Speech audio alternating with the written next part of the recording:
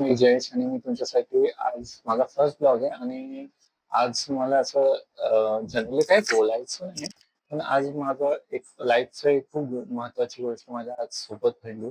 आज सकाळीच अराउंड 7:30च्या दरम्यान मला एक इंडिया पोस्टचा एक मेसेज आला, पॉपअप झाला माझ्या मोबाईलवरती आणि तो मोबाईल बघून मला असं वाटलं की काहीच असेल वगैरे.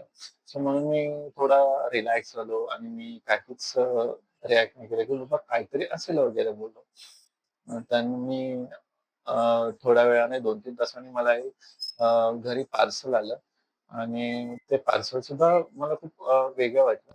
पण वेगळ्यावरती माझं नाव आणि गोष्टी बघितल्या, त्या मला खूप छान वाटलं. एकतर हे bar council of Maharashtra and Goa यांच्याकडून मला माझा आज COP all India bar council of एक्झामिनेशनचं सी-ओ-पी आलंय आणि ते सी-ओ-पी आम्हाला ॲज अ सी-ओ-पी म्हणजे सर्टिफिकेट ऑफ प्रॅक्टिस जे की आम्हाला झालंय आणि हे मी 2024 ला एक्झाम दिली होती आणि ही ए-आय-बी एक्झाम 19 होती आणि आमच्या फर्स्ट टाइम असं झालं होतं, की आम्हाला लास्ट इयरचे स्टुडंट जे होते अपियर करणारे त्यांना हे देता येत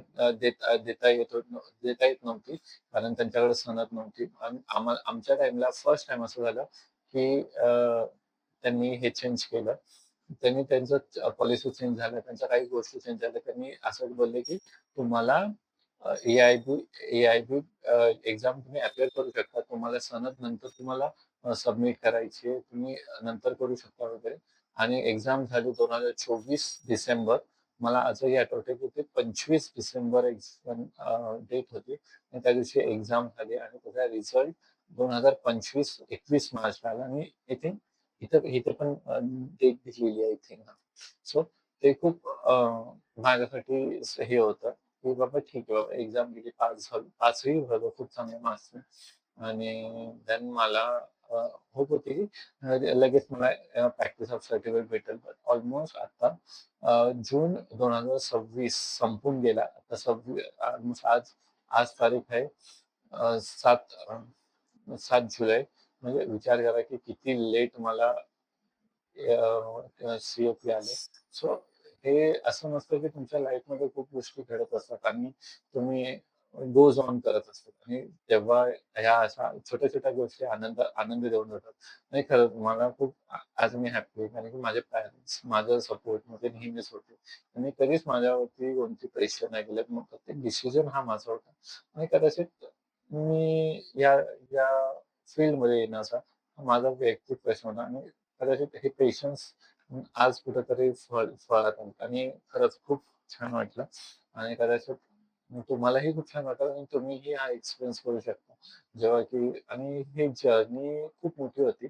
अराउंड मी 2020 ला लॉमध्ये एंटर केलं आणि ही जर्नी खूप मोठी होती. कारण मी बी-एस-सी केली 2020 ला पास आउट झालो बी-एस-सी. त्यानंतर मी लॉ करायचो कारण की मला कॉम्पिटिटिव्ह एक्झाम द्यायची होती. आणि म्हणून मी असंच एंट्रन्स दिली, पासही झालो. CET Maharashtra Maharashtra CET exam असते. 3 इयर्स आणि 5 इयर्स होती. सो ती दिली, ती पास आउट झालो. आणि त्यानंतर माझा नंबर लागला D S. Firodia law college Pune. Then तिथं माझी जर्नी स्टार्ट झाली 2020 पासून ते 2023 ला ती संपली आणि त्याच्यानंतर मी 24 ला माझी ही 24 ला मी माझी क्लॅट एक्झाम दिली. क्लॅटची जी काही असते तुम्हाला त्याच्याबद्दल माहिती पाहिजे असेल तर तीही नक्की देईन मी तुम्हाला इन्फॉर्मेशन पूर्ण. पण त्यात ती ती पास झालो आणि माझा ऑल इंडिया रँक माझ्या कॅटेगरीनुसार माझा 19 आला आणि त्याच्यात मला Maharashtra Maharashtra national law university Mumbai हे अलॉट झालं, जे की पवईला आहे आणि ते माझ्या घरापासून जवळ होतं आणि ते कुठेतरी प्रेफरन्स होतं. कारण की मला महाराष्ट्रात राहायचं होतं आणि मी घरापासून एवढ्या वर्ष दूर राहिलो.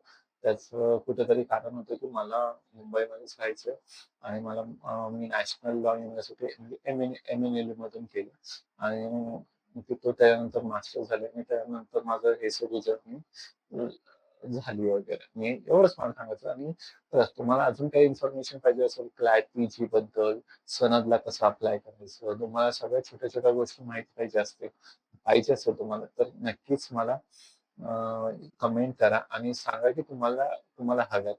तर मी तुम्हाला खरंच इन्फॉर्मेशन सगळी प्रोव्हाईड करेल. असे ब्लॉग्स बनवेल जे की तुम्हाला इन्फॉर्मेटिव्ह वाटेल. आणि सबस्क्राईब करा आणि लाईक करा आणि कमेंट करायला विसरू नका माझ्या ब्लॉगला. Thank you.